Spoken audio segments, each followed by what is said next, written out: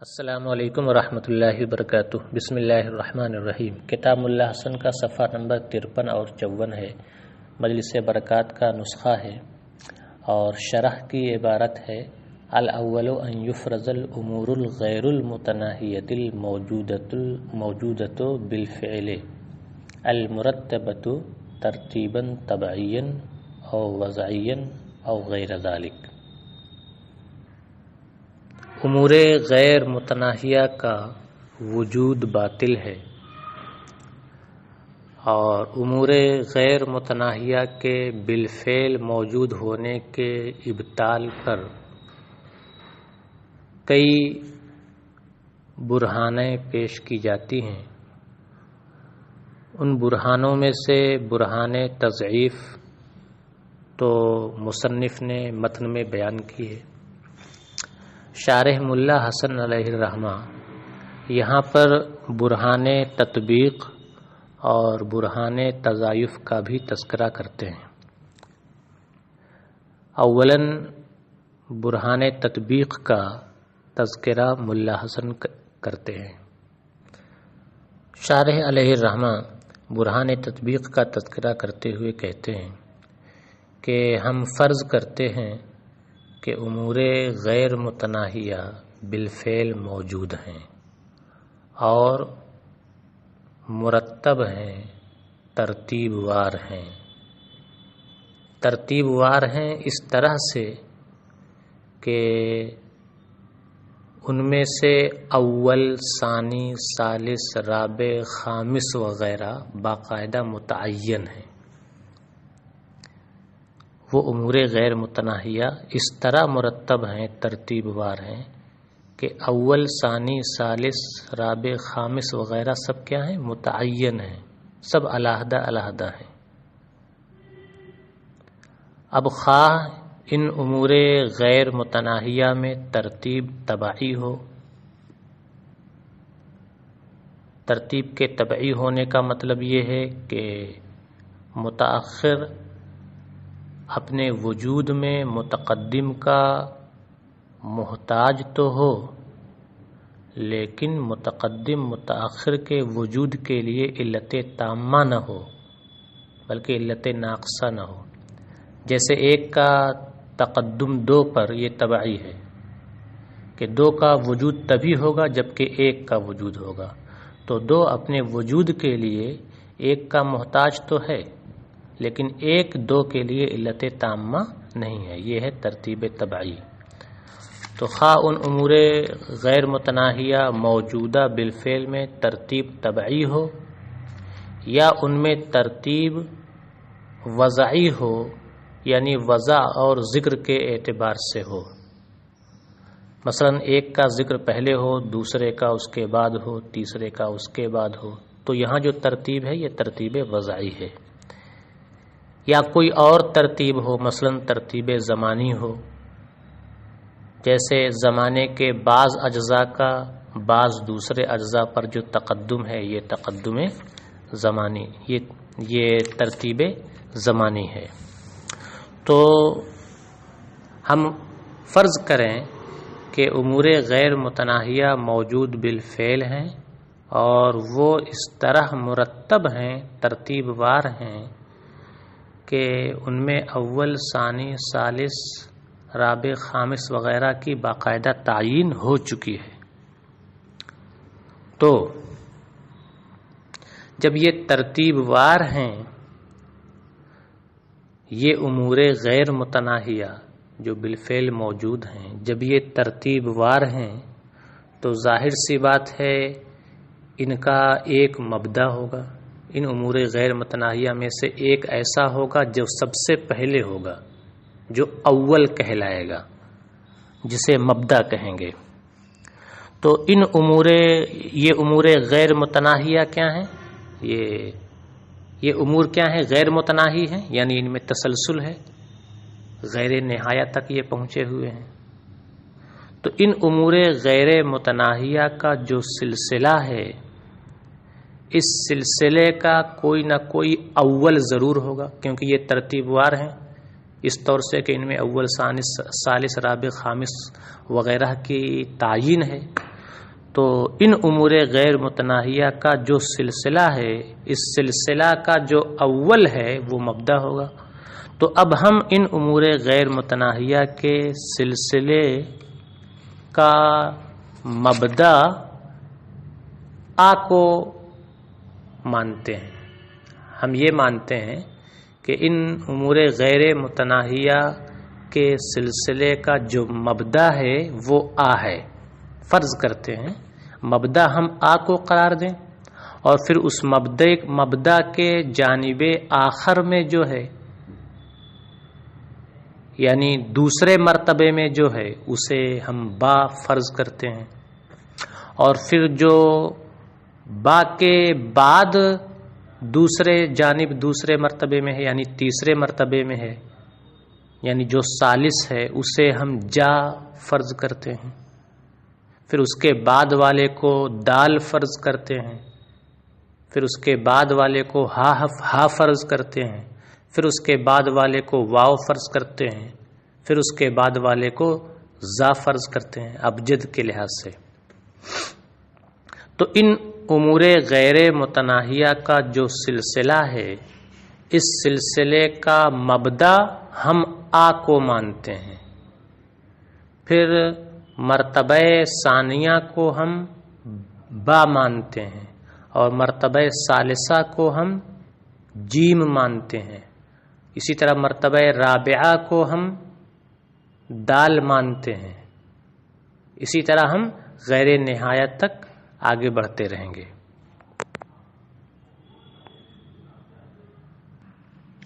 تو امور غیر متناہیہ کا یہ ایک سلسلہ ہوا جس کا مبدا ہے، پھر مرتبہ ثانیہ با ہے، مرتبہ ثالثہ جا ہے، مرتبہ رابعہ دال ہے وغیرہ غیر نہایت تک ہم اسی طرح آگے بڑھتے رہیں گے. پھر ہم امور غیر متناہیہ کا ایک دوسرا سلسلہ فرض کریں گے اور اس دوسرے سلسلے کا مبدا ہم جیم کو قرار دیں گے. اول سلسلے کا مبدا الف تھا اور اس دوسرے سلسلے کا مبدا ہم جیم کو قرار دیں گے. اور ہم اس دوسرے سلسلے کا جو مبدا جیم ہے، ہم اس جیم کو پہلے سلسلے کے مبدا اور جانب آخر با کے بیچ میں رکھیں گے. غور سے سمجھیے گا، پہلے سلسلے کا مبدا ہے اور اس کے بعد دوسرا مرتبہ با تھا.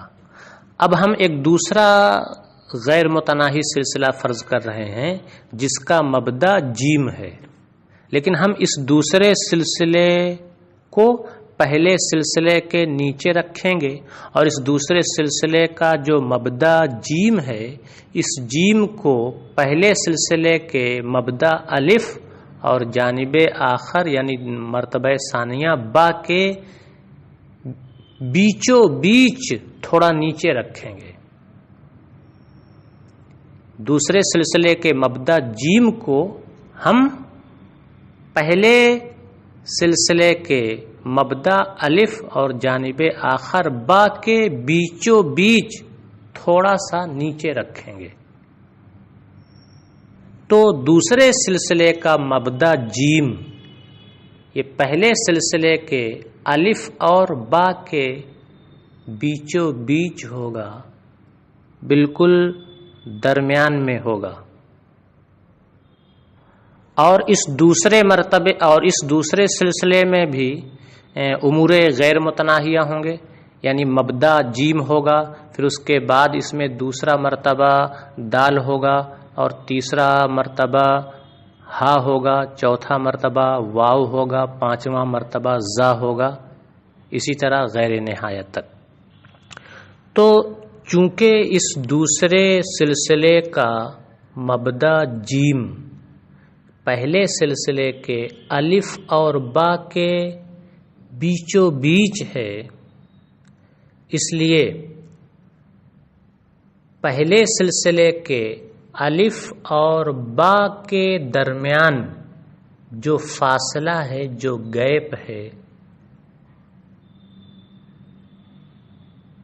جیم دوسرے سلسلے کے مبدا جیم اور پہلے سلسلے کے جانب آخر با کے درمیان جو گیپ ہے، اس گیپ سے آ اور با کا گیپ زیادہ ہوگا۔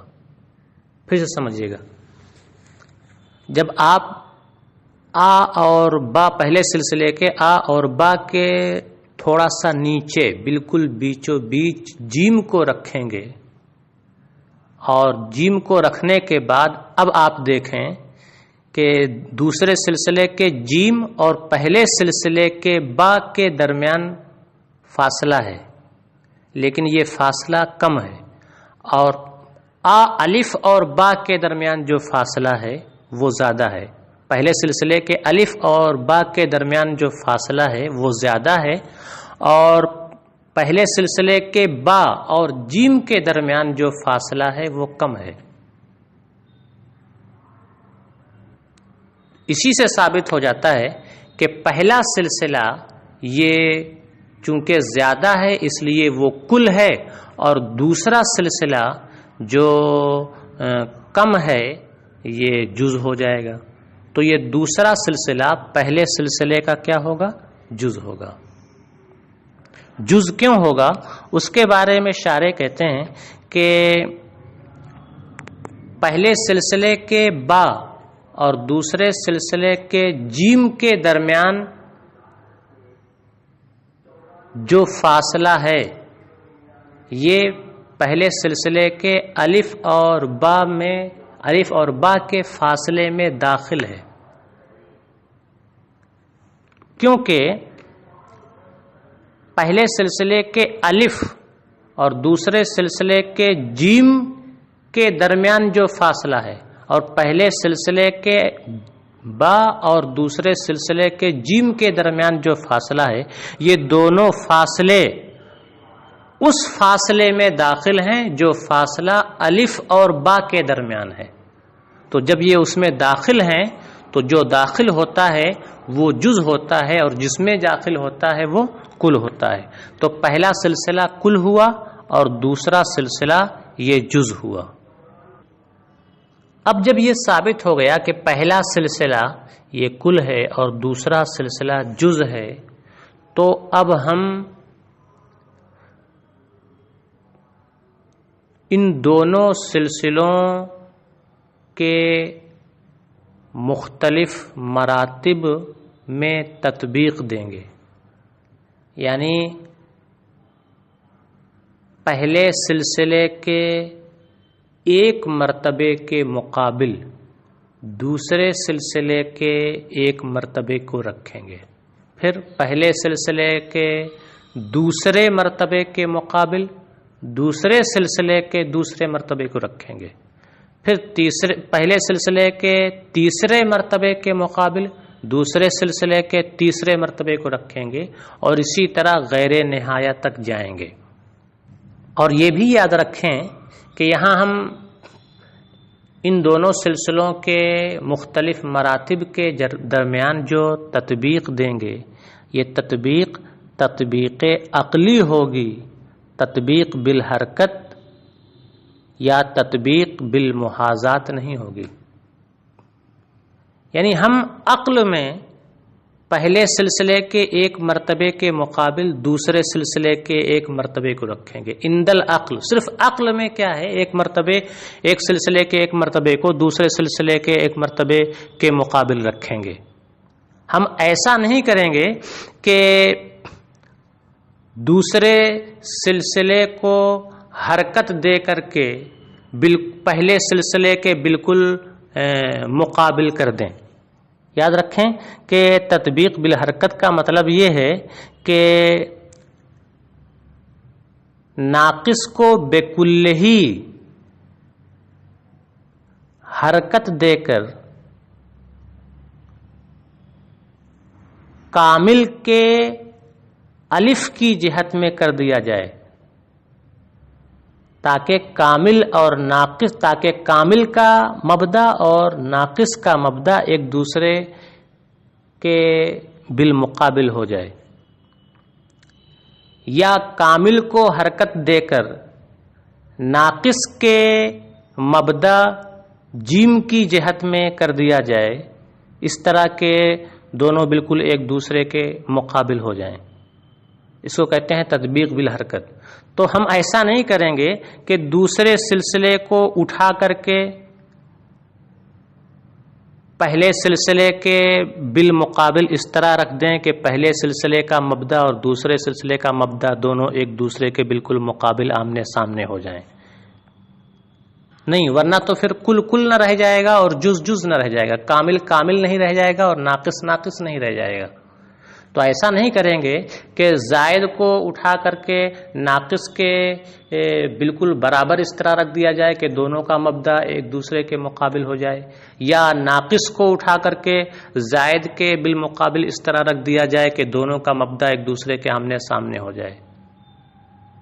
اور تطبیق بالمحاذات کا بھی مطلب یہی ہے کہ دونوں کے کو اس طرح ایک دوسرے کے آمنے سامنے کر دیا جائے کہ دونوں کا مبدا ایک دوسرے کے آمنے سامنے ہو، پھر دوسرا مرتبہ بھی دونوں کا آمنے سامنے ہو، تیسرا مرتبہ بھی دونوں کے آمنے سامنے ہو۔ تو ہمیں جو تطبیق دینی ہے پہلے سلسلے کے ایک مرتبے کو دوسرے سلسلے کے ایک مرتبے کے مقابل ہمیں جو کرنا ہے وہ عقل میں کرنا ہے، ایسا نہیں کہ ان دونوں سلسلوں میں سے ان دونوں سلسلوں کو اٹھا کر کے ایک دوسرے کے مقابل کر دیا جائے۔ تطبیق بالحرکت یا تطبیق بالمحاذات مراد نہیں ہے، بلکہ یہاں تطبیق عقلی مراد ہے۔ خیر، تو ہم ان دونوں سلسلوں میں تطبیق اس طرح دیں گے کہ پہلے سلسلے کے الف کو پہلے سلسلے کے مبدا یعنی الف کو دوسرے سلسلے کے مبدا یعنی جیم کے مقابل رکھیں، پھر پہلے سلسلے کے دوسرے مرتبہ یعنی با کو دوسرے سلسلے کے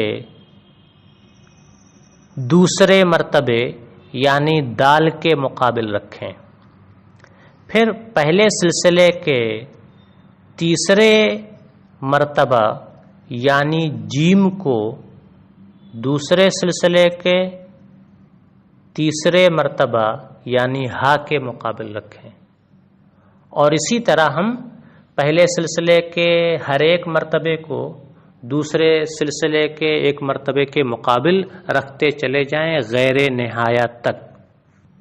تو اب اس کی دو صورتیں ہوں گی، یا تو پہلے سلسلے کے ہر مرتبے کے مقابلے میں دوسرے سلسلے میں بھی ایک مرتبہ ہوگا غیر نہایت تک، یا پھر پہلے سلسلے میں ایک مرتبہ ایسا ہوگا جس مرتبے کے مقابلے میں دوسرے سلسلے میں کوئی مرتبہ نہیں ہوگا۔ پہلی صورت تو باطل ہے،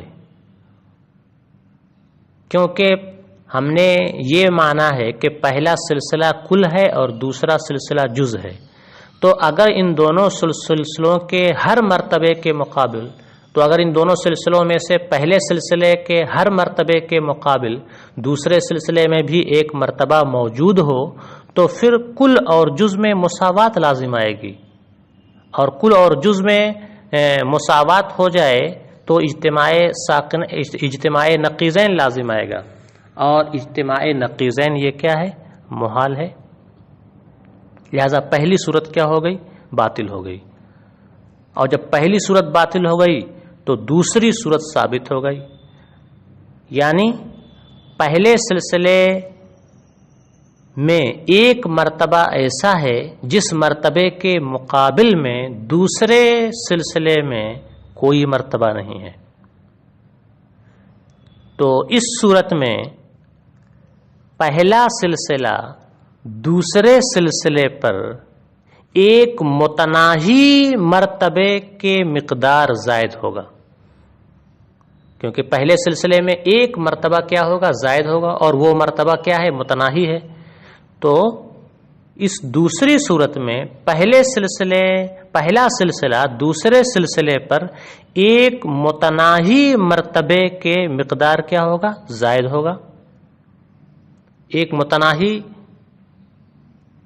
مرتبے کے مقدار زائد ہوگا، اور برہان تضعیف میں یہ ثابت کیا جا چکا ہے کہ زائد کی زیادتی مزید علیہ پر مزید علیہ کے تمام آحاد و وحدات کے اختتام و انصرام کے بعد ہی ہوتی ہے۔ لہذا دوسرے سلسلے کا متناہی ہونا لازم آئے گا، اور چونکہ پہلا سلسلہ اس دوسرے سلسلے پر زائد ہے ایک متناہی مرتبے کے مقدار، یعنی پہلا سلسلہ یہ زائد ہوا بقدر متناہی، پہلا سلسلہ دوسرے سلسلے پر بقدر متناہی زائد ہوا، اور دوسرا سلسلہ متناہی ہو چکا ہے، تو پہلا سلسلہ یہ زائد علی المتناہی بقدر المتناہی ہوگا، اور جو زائد علی المتناہی بقدر المتناہی ہو وہ خود متناہی ہوتا ہے۔ لہذا اب پہلا سلسلہ بھی متناہی ہو جائے گا، اور یہ خلاف مفروض ہے، کیونکہ ہم نے تو دونوں کو غیر متناہی فرض کیا تھا۔ لہذا یہ دوسری صورت بھی کیا ہو گئی؟ باطل ہو گئی، اور جب دونوں صورتیں باطل ہو گئیں تو پھر امور غیر متناہیہ کا وجود بھی باطل ہو گیا۔ یہ ہے برہان تطبیق۔ اب آپ شارح کی عبارت دیکھیں اور عبارت کا ترجمہ دیکھیں۔ شارح کہتے ہیں الاول ان یفرض الامور الغیر المتناہیۃ الموجودۃ بالفعل المرتبۃ ترتیبا طبعیا او وضعیا او غیر ذلک بحیث یتعین الاول والثانی والثالث وہکذا، یعنی وہکذا الی غیر النہایہ۔ اول یعنی برہان تطبیق، پہلی برہان یعنی برہان تطبیق یہ ہے کہ ایسے امور غیر متناہیہ فرض کیے جائیں جو بالفعل موجود ہوں اور ترتیب وار ہوں، خواہ ان میں ترتیب طبعی ہو یا ترتیب وضعی ہو یا ان دونوں کے علاوہ کوئی اور ترتیب ہو، مثلا ترتیب زمانی ہو۔ تو برہان تطبیق یہ ہے کہ ایسے امور غیر متناہیہ فرض کیے جائیں جو بالفعل موجود ہوں اور ان میں ترتیب طبعی یا ترتیب وضعی یا ان دونوں کے علاوہ کوئی اور ترتیب موجود ہو، اس حیثیت سے کہ اول، ثانی، ثالث، رابع وغیرہ الی غیر النہایہ متعین ہوں۔ تو اب ایسے امور غیر متناہیہ فرض کیے گئے تو یہ امور غیر متناہیہ کا ایک سلسلہ ہو گیا۔ فلنسلم المبدأ من تلک السلسلۃ آ، تو ہم ان امور غیر متناہیہ کے اس سلسلے کا مبدأ آ کو فرض کریں گے، والجانب الآخر با، اور دوسرا جانب یعنی دوسرا مرتبہ با کو فرض کریں گے، اسی طرح تیسرا مرتبہ جا کو فرض کریں گے، چوتھا مرتبہ دال کو فرض کریں گے، پانچواں مرتبہ ہا کو فرض کریں گے الی غیر النہایہ۔ تو یہ ایک سلسلہ ہو گیا۔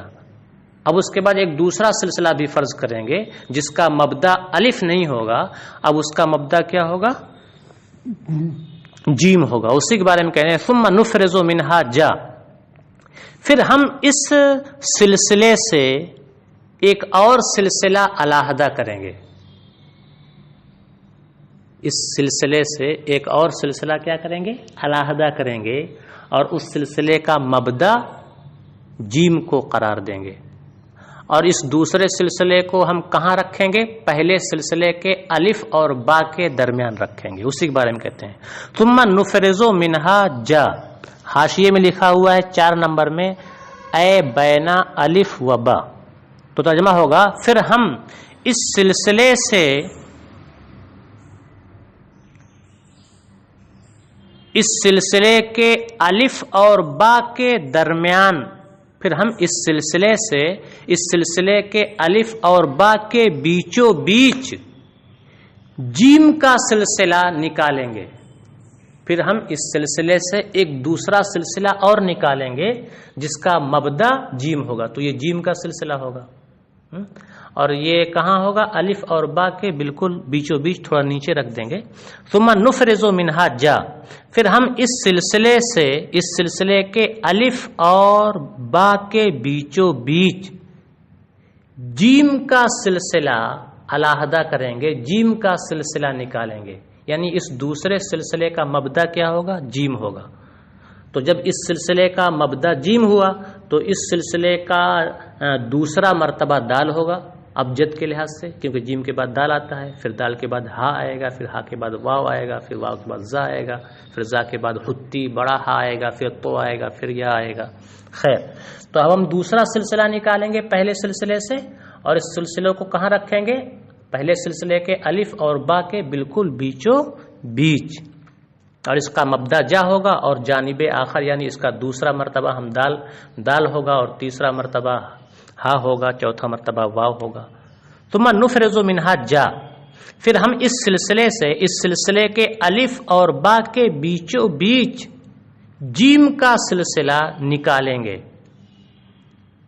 تو چونکہ جیم کیا ہے؟ الف اور با کے بیچوں بیچ ہے،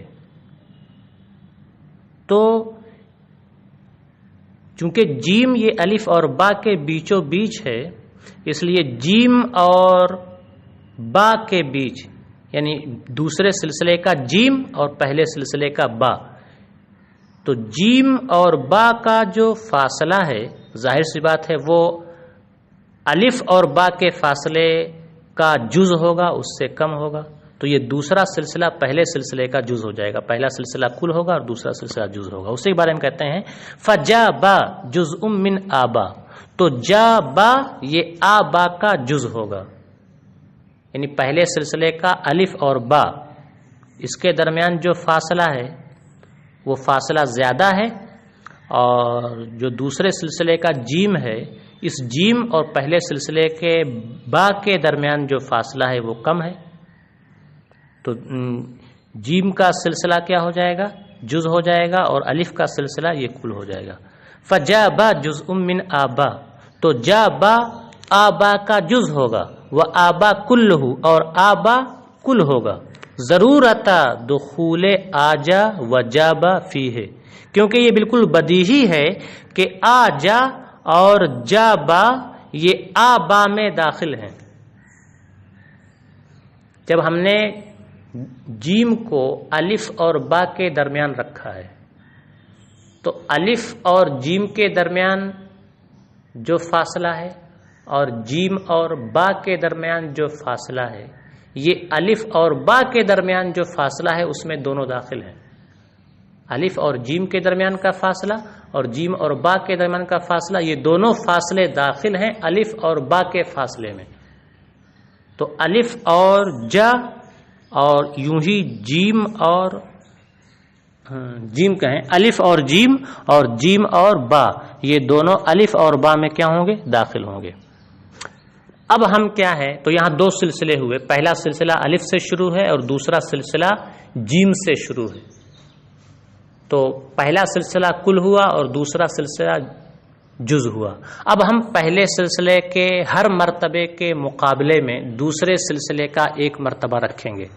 تو چونکہ پہلے سلسلے کی شروعات الف ہے اور دوسرے سلسلے کی شروعات جیم ہے تو جیم الف کے مقابلے میں آئے گا. اسی طرح دوسرے سلسلے میں دوسرا مرتبہ ہے جیم کے بعد دال، تو دال پہلے سلسلے کے با کے مقابلے میں آئے گا.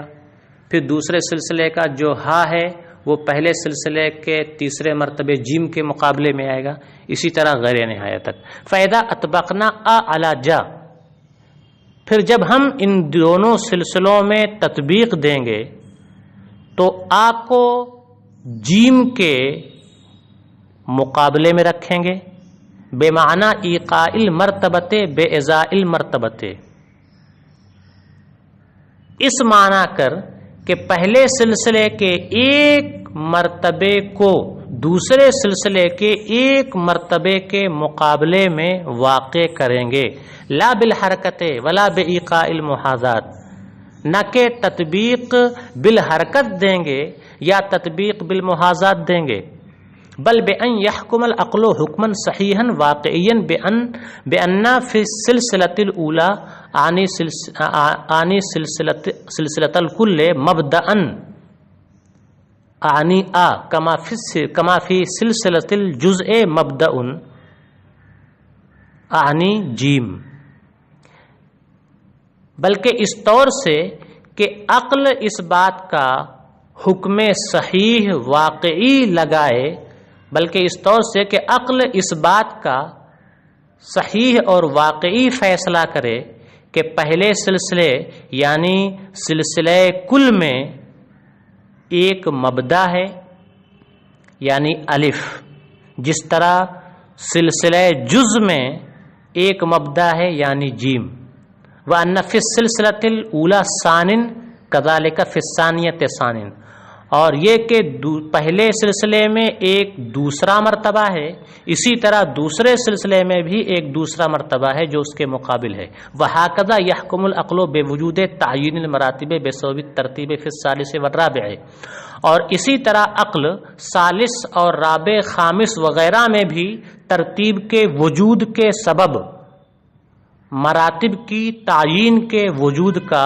فیصلہ کرے گی، یعنی پہلے سلسلے کے ہر مرتبے کے مقابلے میں دوسرے سلسلے کے ہر مرتبے کے مقابلے میں پہلے سلسلے میں بھی ایک مرتبہ ہوگا، فَإِمَّا أَن يحكم بالحكم الصحيح بأن بإزاء كل مرتبة من الأولى مرتبة من الثانية يلزم مساواة الكل للجزء، تو اگر عقل اس بات کا فیصلہ کرے کہ پہلے سلسلے کے ہر مرتبے کے مقابلے میں دوسرے سلسلہ میں بھی ایک مرتبہ موجود ہے، تو پھر کل کا جز کے مساوی ہونا لازم آئے گا، فَيَلْزَمُ حِينَئِذٍ اجتماع النقیضین فی الواقع، اور اس صورت میں واقع میں اجتماع نقیضین کا وجود لازم آئے گا، فَإِنَّ فِي الْكُلِّ مَرْتَبَةً لَمْ يَكُنْ بِحِذَائِهَا فِي الْجُزْءِ، کیونکہ کل میں ایک ایسا مرتبہ ہوتا ہے جس کے مقابلے میں جز میں کوئی مرتبہ نہیں ہوتا ہے، وَإِلَّا لَمْ يَكُنِ الْكُلُّ كُلًّا وَلَا الْجُزْءُ جُزْءًا، ورنہ کل نہ رہ جائے گا اور جز نہ رہ جائے گا، فَلَوْ فَرَضْنَا مُسَاوَاتَهُمَا بِمَعْنَى أَنَّ كُلَّ مَرْتَبَةٍ مِنَ الْأُولَى بِإِزَائِهِ مَرْتَبَةٌ مِنَ الثَّانِيَةِ يَلْزَمُ صِدْقُ السَّالِبَةِ الْجُزْئِيَّةِ والموجبۃ الکلیت مع بقاء شرائط التناقض، تو اگر ہم ان دونوں سلسلوں میں مساوات فرض کریں، اس معنی کر کہ پہلے سلسلے کے ہر مرتبہ کے مقابلے میں دوسرے سلسلہ میں ایک مرتبہ موجود ہے، تو پھر سالبہ جزئیہ اور موجبہ کلیہ کا ایک ساتھ صدق لازم آئے گا، جبکہ سالبہ جزئیہ اور موجبہ کلیہ کے درمیان تناقض ہے، اور جن دو چیزوں کے درمیان تناقض ہو، اگر ان میں سے کوئی ایک صادق آئے تو دوسرا ہر حال میں کاذب ہوگا، اور یہاں سالبہ جزئیہ اور موجبہ کلیہ میں تناقض ہے، پھر بھی دونوں کا ایک ساتھ صدق لازم آئے گا، کیونکہ ضابطہ یہ ہے کہ الکل اعظم من الجزء، کل کیا ہوتا ہے؟ جز سے بڑا ہوتا ہے، اور یہ ضابطہ کلیہ ہے، تو لازم آئے گا کہ کل الکل اعظم من الجزء، ہر کل جز سے کیا ہوتا ہے؟ بڑا ہوتا ہے، یہ ہوا موجبہ کلیہ۔ اب اگر یہاں دونوں سلسلے یکساں ہو جائیں تو پھر کل اور جز کیا ہو جائیں گے؟ برابر ہو جائیں گے،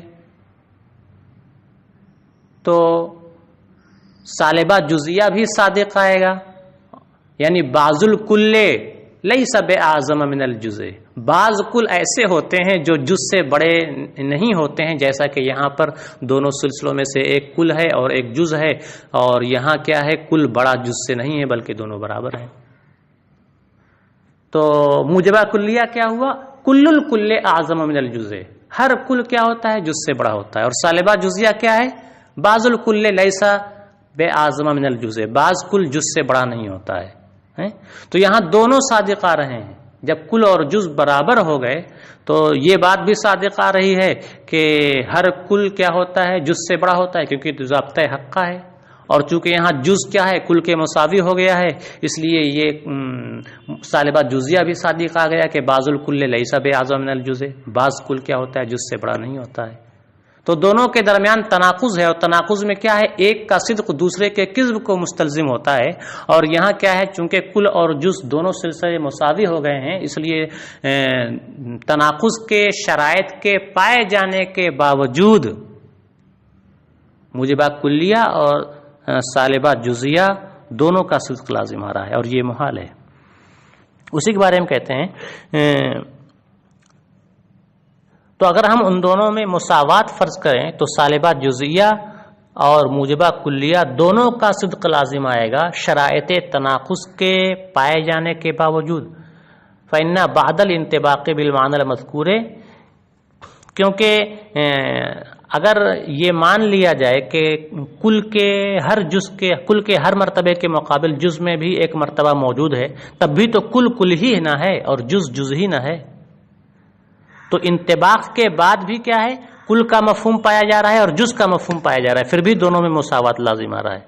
فإن بعد الانطباق بالمعنى المذکور لم يختلف حقیقت الکل والجزء بالضرورہ، کیونکہ معنی مذکور کے لحاظ سے انطباق کے بعد یعنی کل کے ہر مرتبے کے مقابل جز میں بھی ایک مرتبہ پایا جا رہا ہے، اس معنی کے لحاظ سے انطباق، کیونکہ معنی مذکور کے لحاظ سے انطباق کے بعد بھی کل اور جز دونوں کی حقیقتیں مختلف نہیں ہوئی ہیں۔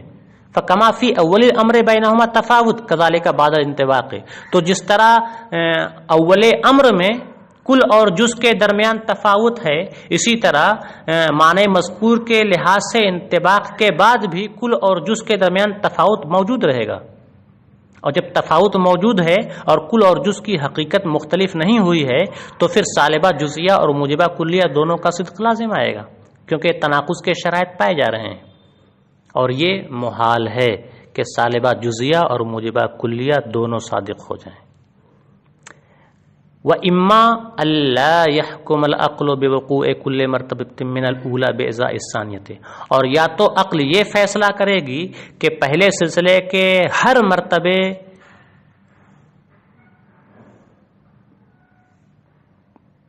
اور یا تو عقل یہ فیصلہ کرے گی کہ پہلے سلسلے کا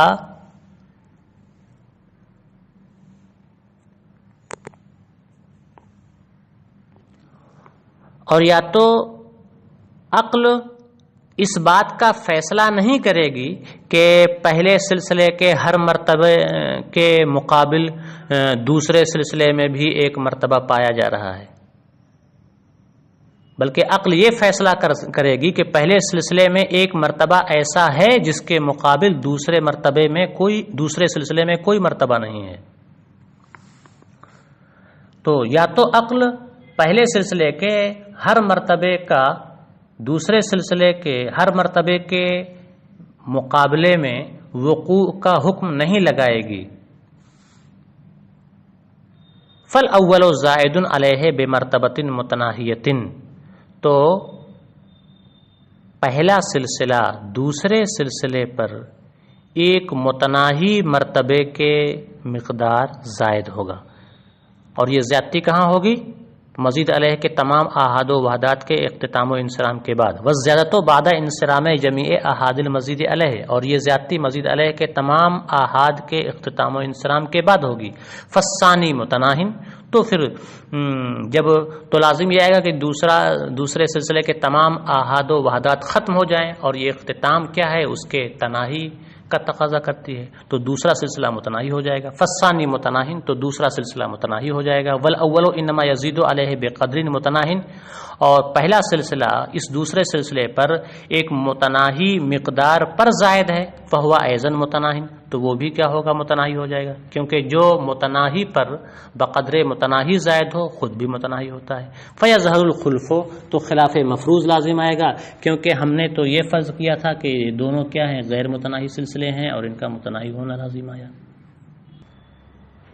تو شارح کہتے ہیں کہ ہماری اس توضیح سے یہ ثابت ہو جاتا ہے کہ زیادت اور نقصان متناہی کے خواص سے نہیں ہیں. لہذا اسی سے قاضی مبارک کے اس قول کا ذوف ظاہر ہو گیا جو ماقبل میں ذکر کیا جا چکا ہے کہ انہوں نے یہ کہا ہے کہ زیادت اور نقصان یہ امور متناہیہ کے خواص میں سے ہیں، یعنی زیادت اور نقصان سے امور غیر متناہیہ متصف نہیں ہوتے ہیں. تو قاضی مبارک کے اس قول کا ذوف ظاہر ہو جاتا ہے ہماری اس گفتگو سے. یاد رکھیں کہ کچھ موجودات ایسے ہیں جنہیں مجردات کہا جاتا ہے. وہ موجودات جو ابعاد ثلاثہ سے خالی ہوں یعنی طول عرض عمق سے خالی ہوں انہیں مجردات کہا جاتا ہے. جیسے حرکت ہے، زمانہ ہے، تو یہ جسم سے ان کا کوئی جسم نہیں ہوتا ہے، طول عرض عمق ان میں نہیں پایا جاتا، تو یہ مجردات ہیں. شیخ ابو علی ابن سینا کہتے ہیں کہ برہان تطبیق کے جاری ہونے کے لیے یہ ضروری ہے کہ امور غیر متناہیہ مرتب ہوں، ترتیب وار ہوں. ابو علی سینا کہتے ہیں کہ برہان تطبیق کے جاری ہونے کے لیے ضروری ہے کہ امور غیر متناہیہ ترتیب وار ہوں، اس طرح کہ ان میں اول، ثانی، ثالث، رابع، خامس وغیرہ کی باقاعدہ تعیین ہو. اور مجردات میں ترتیب نہیں ہوتی ہے اس حیثیت سے کہ اول، ثانی، ثالث، رابع کی تعیین ہو. شارح ملا حسن کہتے ہیں کہ ہماری مذکورہ توضیح سے شیخ ابو علی سینا کے اس قول کا بھی ذوف ظاہر ہو جاتا ہے کیونکہ ہم نے یہ کہا ہے کہ اجرائے برہان کے لیے امور غیر متناہیہ میں ترتیب کا پایا جانا کافی ہے، خواہ وہ ترتیب طبعی ہو یا وضعی ہو یا ترتیب زمانی ہو. اور ان مجردات میں مثلا حرکت میں، زمانہ میں ترتیب زمانی پائی جا رہی ہے. جب ترتیب زمانی پائی جا رہی ہے تو مراتب کی تعیین بھی ہو جائے گی، اور جب مراتب کی تعیین کا تحقق ہے لہذا برہان تطبیق مجردات غیر متناہیہ کے بطلان پر بھی جاری ہوگی. اس کے بارے میں کہتے ہیں وَبِهَذَا يَظْهَرُ ثقافت ما نقل من بعض الکملۃ من ان الحق الى آخرہ. اور اسی سے اس قول کا ذوف ظاہر ہو جاتا ہے جو بعض کاملین سے منقول ہے، یعنی قاضی مبارک سے منقول ہے کہ حق یہ ہے کہ الی آخرہ، یعنی انہوں نے کہا کہ حق یہ ہے کہ زیادت و نقصان یہ امور متناہیہ کے خواص سے ہیں اور امور غیر متناہیہ زیادت و نقصان سے متصف نہیں ہوتے ہیں. کما یظہر ثقافت ما قالوا ان البرہان لا یجری فی المجردات، جس طرح اس قول کا ذوف ظاہر ہو جاتا ہے جو بعض اہل علم نے پیش کیا ہے کہ برہان تطبیق مجردات میں جاری نہیں ہوگی. فإن تعیین المراتب موجود فیہا ایضاً. ان کے قول کا ذوف کیوں ظاہر ہو جاتا ہے اس کے بارے میں کہتے ہیں کیونکہ مجردات میں بھی مراتب کی تعیین موجود ہے. وہو یکفی لجریان البرہان، اور برہان تطبیق کے جاری ہونے کے لیے اتنا کافی ہے.